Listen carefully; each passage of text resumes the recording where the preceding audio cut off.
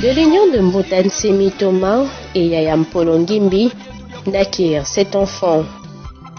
Le 6e enfant, appelé Nemwandan Semi, vécut sa naissance dans des circonstances particulières en pleine forêt du secteur de Mongolwala à Luozi, dans la province du Congo central. Ce 24 mars 2020, le fondateur, réformateur et leader charismatique Nemwandan Semi fêtera ses 70 années sur Terre. Qui est donc Mwandan Semi? Diplômé en maths physique de la Téné de Ngiringiri, il a poursuivi ses études universitaires en chimie et physique à la faculté des sciences de l'Université catholique de Levanium, l'actuelle université de Kinshasa. Après ses brillantes études, il fut engagé comme chef de section chimie du laboratoire de l'Office des routes, puis plus tard comme chef de section bactériologie à l'Institut de médecine tropicale de l'ex-hôpital Mamayemo. Finalement, il s'est fait élire député à l'Assemblée nationale du Congo pendant la législature de 2006 et de 2011. Face aux cris de souffrance sans fin et de la misère du peuple congolais, le 4 janvier 2020, il a été nommé président de la République fédérale du Congo par le Seigneur Sabaoth pour mettre fin à la misère des peuples congolais.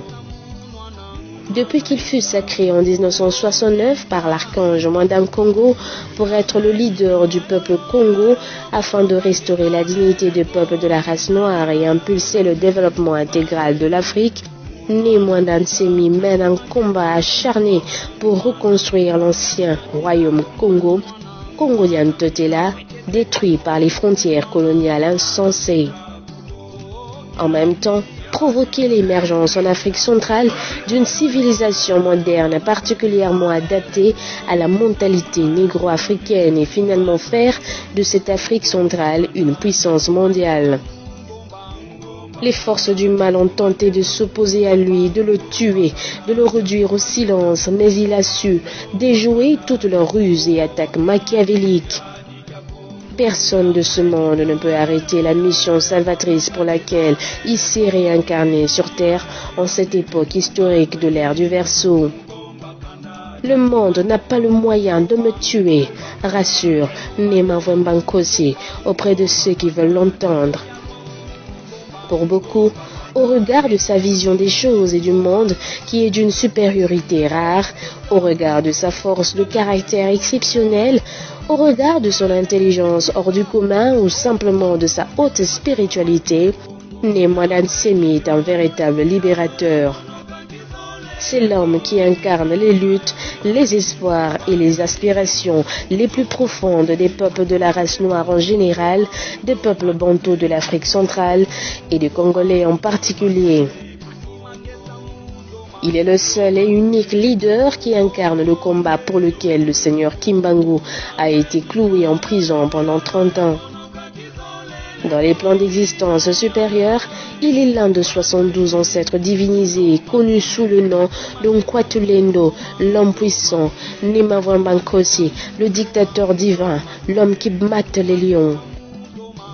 Des millions de fidèles de Bundu Dia Congo, en aire du Congo, en Afrique et dans la diaspora, Europe, Amérique, Asie, célèbrent avec ferveur et honneur le 70e anniversaire de celui qu'ils appellent affectueusement Nkaka Mukulu wa Moyo, ancêtre vivant parmi nous.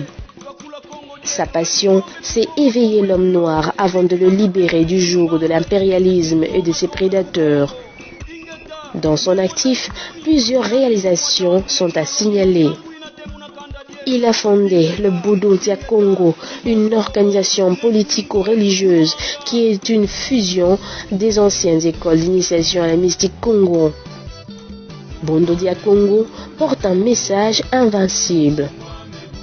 Un enseignement politico-spirituel qui est d'une envergure universelle. On retiendra que si les Blancs peuvent lire leurs histoires généalogiques et prophétiques dans la Bible chrétienne, les Arabes dans le Coran, les Chinois et Asiatiques dans le Bhagavad Gita et autres, les peuples de la race noire ont désormais leur Bible. Le Makongo, livre sacré à l'instar de la Bible chrétienne, du Coran, du Bhagavad Gita, le Makongo décrit l'histoire généalogique et prophétique des peuples de la race noire. Ce livre sacré détient le secret de la libération totale et définitive du joug de ceux qui dominent les peuples de la race noire depuis des siècles. Les Congolais sont invités à découvrir le mécanisme déclencheur de la sortie de crise multiforme qui se trouve caché dans les passages de ce livre sacré, inspiré et dicté par les êtres de l'espace pour les peuples de la race noire. Il est un grand écrivain, savant et prophète pour restaurer l'aspect positif et enseigner la culture, la spiritualité, la science et la technologie. Plus de 300 brochures de 40 à 50 pages sont déjà écrites par Nemwanda Nsemi, ce savant venu de l'étoile Kakongo, la constellation du zodiaque, la Voie lactée, parlant de la spiritualité, la culture, la politique, la religion. Plus de 5000 numéros de Congo Dieto sont déjà apparus et continuent d'apparaître dans son bulletin d'information quotidien. Toujours dans son actif, un éveil de conscience patriotique. Des millions de Makessa, adeptes et fidèles de Bondo Dia Congo, ont grâce à l'orientation spirituelle et l'entraînement à la mystique Congo, éveillé leur conscience patriotique et font preuve d'une foi inébranlable et déterminée à libérer le Congo.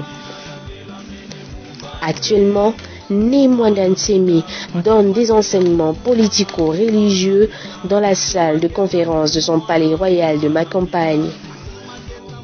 Il a aussi déjà entamé la construction d'un Zimbabwe, un centre d'initiation à la mystique Congo pour réveiller et renforcer l'amour, l'intelligence et le pouvoir de Dieu qui sommeille en chacun de nous afin de nous armer moralement et spirituellement pour notre libération totale et définitive.